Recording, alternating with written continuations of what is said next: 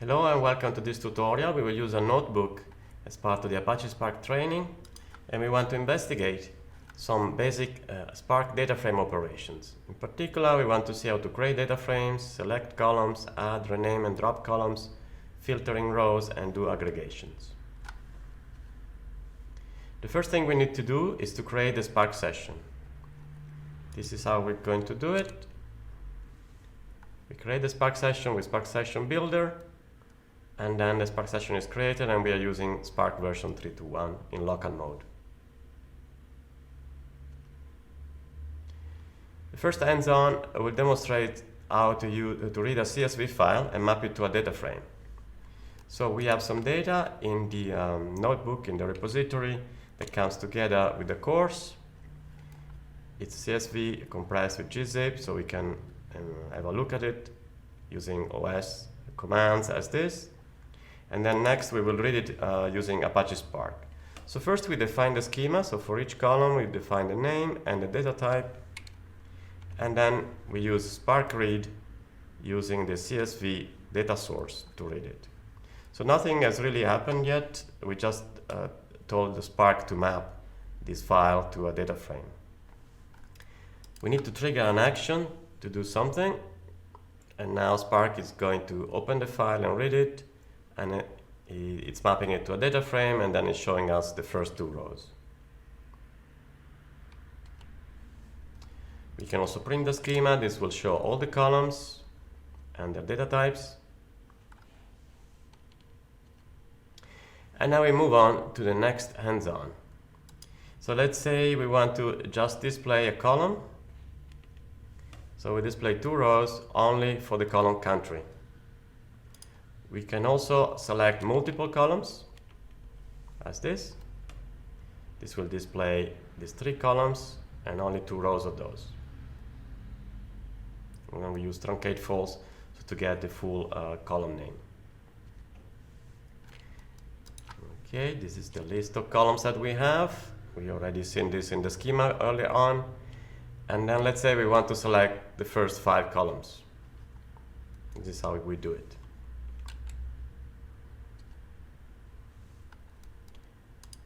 Okay.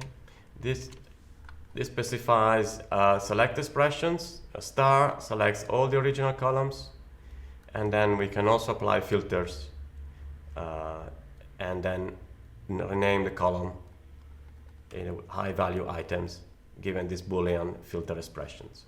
So we have an additional computed column in the results. Okay. Another demo of the select expression. So we can have sum of the quantity, or we also cast the sum of the price as an integer, and this creates columns from operations. In this case, are sums over certain columns. We can also add, rename, and drop columns. Let's see how we can define data frame 1 with an additional column defined like this. And then we can select this additional column. The second example will rename the column. And finally, we will drop it. These are the results. So we have the additional invoice value column. Then we change the name to line total, and then we drop it. Let's see some transformations: filter, sort, and cast.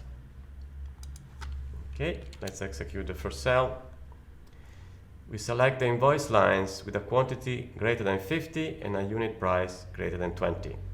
So we define filter conditions with where, for quantity, a unit price. We can also use filter or filter with an expression. So these are 3 ways that we can use to express the same computation in Spark. There are multiple ways. We will see another lesson and tutorial on how to use Spark SQL, which will also provide additional ways. In this cell, we will select column quantity greater than 100 or unit price greater than 20.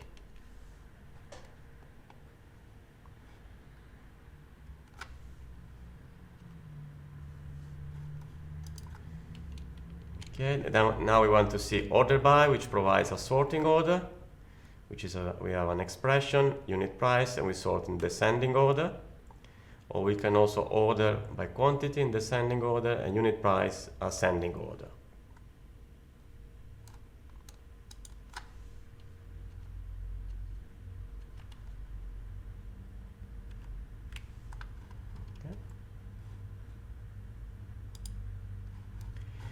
And zone 4, Spark transformations and aggregations.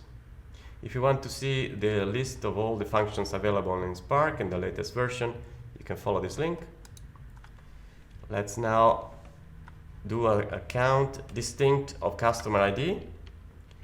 This will count all the distinct values of the customer ID column. So we have 4,372 distinct customers. When we count high cardinality columns, the operation can be slow because there is a sort involved. Now that we don't have a very large data set, so at the end it only took 1.5 seconds. But Spark has some optimized functions, for example, approximate count distinct that uses a more clever algorithm, hyperlog-log, which runs much faster the bigger the table and the more distinct values you have. Already here we see a little advantage of using it. This is to say also that there are many interesting functions in Spark that you might want to get a view of in the documentation. Some more standard functions: average, maximum, and minimum. Here we take the column quantity and we compute these standard statistics values.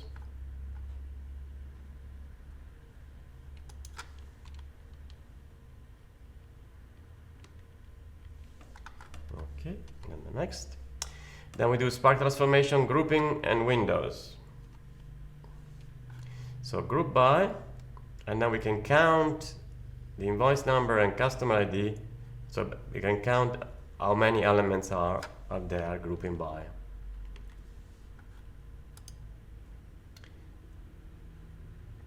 So for a given invoice number and a customer ID, we have 4 elements in the table, and so on and so forth for the various combinations of invoice number and customer ID. We can also do grouping with expressions, so we can define expressions like average quantity or standard deviation, and we can use that in our group by values. For example, here we have the invoice number with this number, and then the average quantity for this given invoice number is this, and the standard deviation is this one.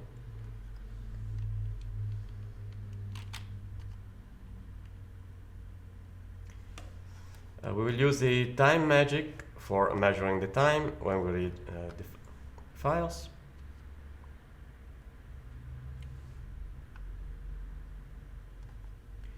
Okay, here we want to see the difference when reading with a schema, specifying the schema, or when we ask Spark to infer the schema. Let's say the schema of our data is the following, and then we read with the schema, it's immediate. So Spark here is just only having a look at the data, if you wish. It's not really going through the entire file. This will only happen when we trigger an action. However, if we ask Spark to infer the schema, Spark will have to go and have a look at the file. So this will make the operation much longer.